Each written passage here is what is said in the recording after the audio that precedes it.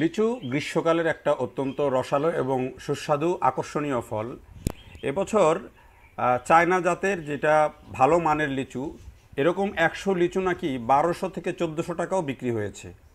তার মানে হচ্ছে একটা লিচু বিক্রি হয়েছে 12 থেকে 14 টাকায়। সেটি চায়না জাতের, যেটি একটু বড় সাইজের এবং ভালো লিচু। আবার 300 সাড়ে 300 টাকা দামের লিচুও আছে, কিন্তু সেগুলো হচ্ছে দেশি মুজাফফর জাতের যে লিচু, সেগুলো খুব বেশি ভালো না।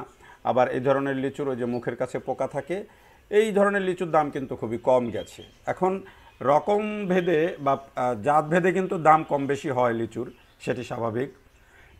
কিন্তু এবছর সার্বিকভাবে লিচুর দাম কিন্তু অনেকটাই বেশি। কারণ হচ্ছে এবার অতিরিক্ত গরমের কারণে লিচুর উৎপাদন অধিকাংশ জায়গাতেই কিন্তু খুব ভালো হয় নাই। আবার যাও বা ফল হয়েছে সেগুলো ভালো দানা হয় নাই, যেটিকে বলা হয়, অর্থাৎ বড় হয় নাই।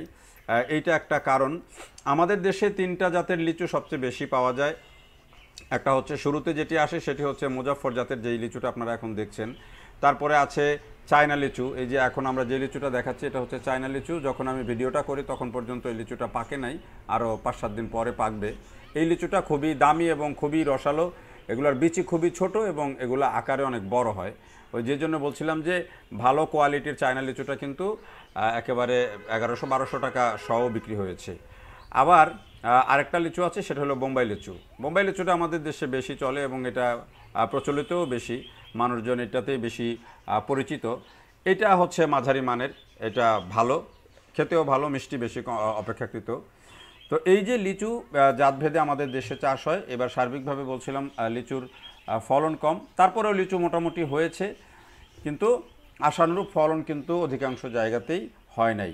লিচু হওয়ার জন্য বা ভালো ফলনের জন্য আবহাওয়া যেমন জরুরি, যত্ন হচ্ছে সবচেয়ে বেশি জরুরি। বিশেষ করে যখন মুকুল আসে তখন আবহাওয়া কেমন থাকে, সেটাতে কী ধরনের যত্ন নেওয়া হয়, সেটা হচ্ছে বড় ফ্যাক্টর। আর একটা হচ্ছে আমরা অনেকেই বলি যে লিচুতে স্প্রে করা হয়, বিভিন্ন ধরনের ইনসেকটিসাইডস স্প্রে করা হয়।